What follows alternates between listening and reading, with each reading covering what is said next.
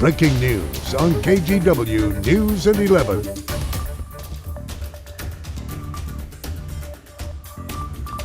And right now at 11, Interstate shut down, roads transformed into skating rinks, and trees crashing down, leaving one survivor with scars and a story. I got clobbered here with a limb, and this finger is tore up pretty good. Well, he's going to be okay. The biggest closure right now, I-84 closed completely in the gorge from Troutdale to Hood River because conditions are just that unsafe. Thanks for joining us tonight. Let's get straight to team coverage. Catherine Cook and Alma McCarty out in the storm, but we begin with Chief Meteorologist Matt Zaffino with what we are seeing right now. And Matt, what is headed our way overnight? More freezing rain, David. We began with even a little light snow. That didn't last very long. Then sleet for a bit. Now it's largely freezing rain, and that's what it's going to be through the night into the day tomorrow. Our temperature is 21 degrees in Portland. It's actually dropped down a bit, and we're in the teens downtown. We're 17 degrees in downtown Portland right now. It is really, really cold. Here's a couple sky cams for you. This from ODOT, the Interstate Bridge.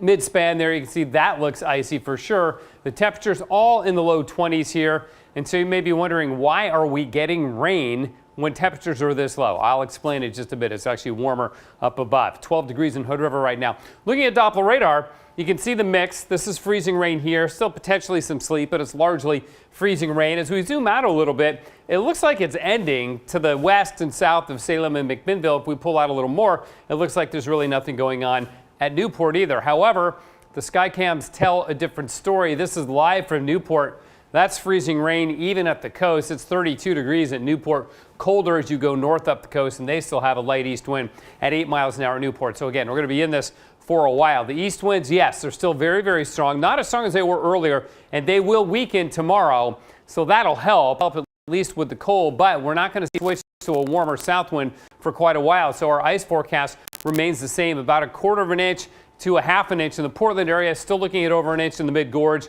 It is closed for good reason. Not surprised that I-84 got closed with this storm. We were kind of anticipating that. So why is it raining when it's so cold outside? Well, here's why. Government camp tonight, 0 degrees at 4,000 feet. You go up to Timberline at 2,000 feet more to 6,000 feet, and it's warmer. It's still cold, but it's 10 degrees warmer.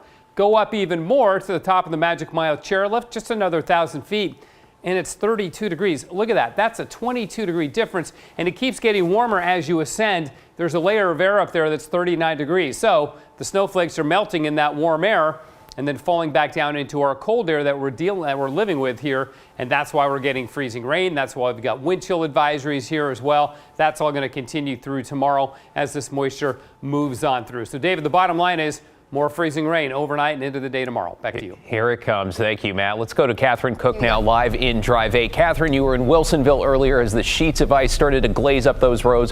Where are you right now? What's it feeling like? Well, David, we've come full circle. We went all over the metro area this evening, and now we are back in Wilsonville, where it feels and looks like we have hit freezing rain. Let me flip the camera so you can see for yourself.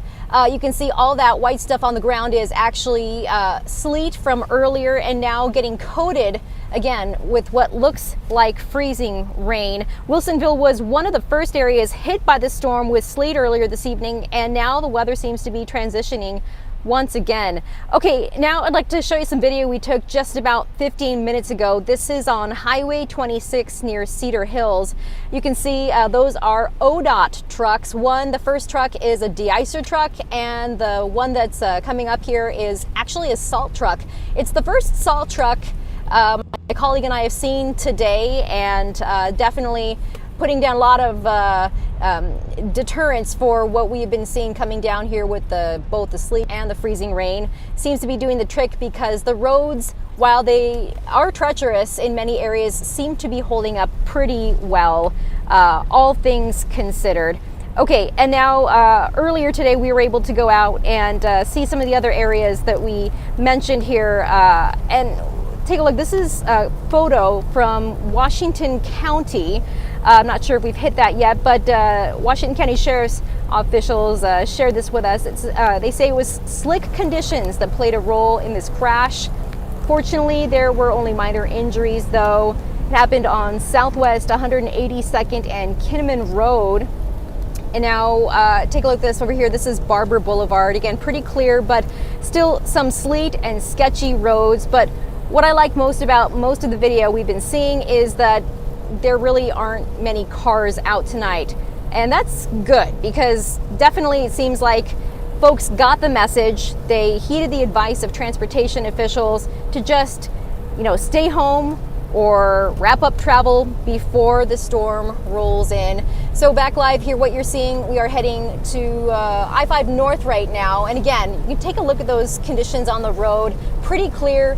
Those de-icing trucks, those salt trucks have been really working hard to keep driving conditions pretty good for those who have to make their way on the roads tonight. But again, fortunately, it seems like most people are staying home. But again, David, this is just the beginning. We'll send it back to you. Catherine Cook with a front row seat to the ice storm. Stay warm, stay safe out there, you and the team. We're also following several crashes in Clark County. This is I-5 near the East Fork Bridge. That's near Ridgefield. The northbound lanes were closed for several hours tonight, but the backup cleared within the past 30 minutes or so. WashDOT says crews responded to multiple crashes in the area on I-5, some of them involving semis. As you see in these photos from firefighters, you can see what looks like a glaze of ice all over the road there.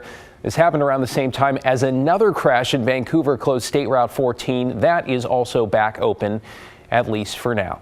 All right, let's head east to Troutdale now and check in with our Alma McCarty. Alma, I-84 shut down all the way to Hood River now. And in terms of how it is feeling out there, we have heard the word brutal from you a lot tonight. Yeah, that's still certainly the case out here, David. And ice pellets, they cover many of the roads that are out here. But as you said, the one that people are most focused on, most concerned about is I-84 through the gorge. Behind me, you can see there are some gates that road crews closed just after 8 p.m. today, rerouting dozens of drivers as a matter of safety.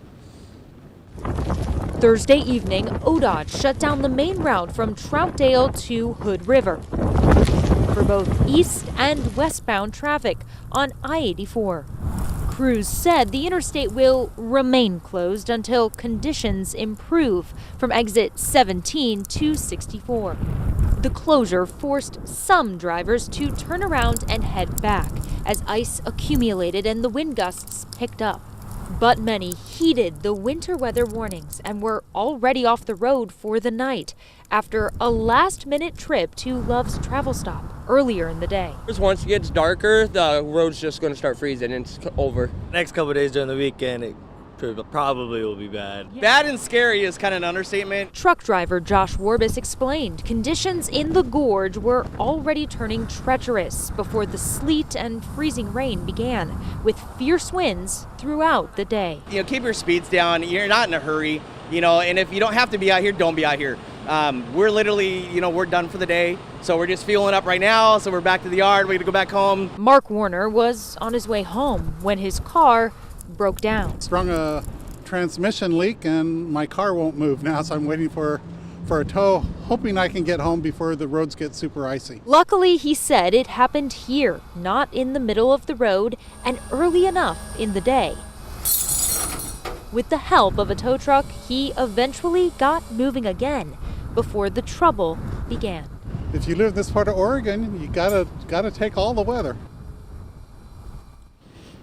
Now, WashDOT, they have let us know that they closed State Route 14 to truck traffic only because of this closure here at I-84, meaning that if cars absolutely need to, there is an alternative north side route of travel. However, all of the crews that we've spoken with today and that we've heard from have basically said they're not just urging caution out on these roads, they're just asking everyone to stay home if you can until the temperatures warm. David? However long that takes. Alma McCarty reporting with what I understand are a brand new pair of gloves out in Troutdale. You and Kyle, stay safe out there. Thanks for your report. The coast, by the way, also seeing slick conditions. Check out this video from viewer John Garcia of him sliding down Highway 53 there on foot. He described the road there as an ice skating rink. This is near Highway 101 in Nehalem. Another major highway closure to the south of that's near Lincoln City. Highway 101 closed in both directions because of yet another crash. I was sitting watching TV, looking out the window at all the wind across the trees, and all of a sudden, kaboom! My neighbor's tree fell, came within about 6 to 8 inches of killing me. Oh, wow. What a close call in southeast Portland. You just heard Gary Worthington. He was at home around noon when that tree suddenly crashed down and pinned him inside in his recliner. Rescue crews responded. They were able to pull him out, walk him right out of his garage. He's got some minor injuries, but says overall, you know what, he's doing okay. Fire crews pointing to the winds again for toppling that tree. And have a look at this. A large tree in Vancouver also toppled right onto a home. You can see it just pummeled that roof on Southeast 14th Street. Fortunately, nobody was inside. No one was home, so nobody was injured. We've learned the folks who live there are now staying elsewhere with extended family.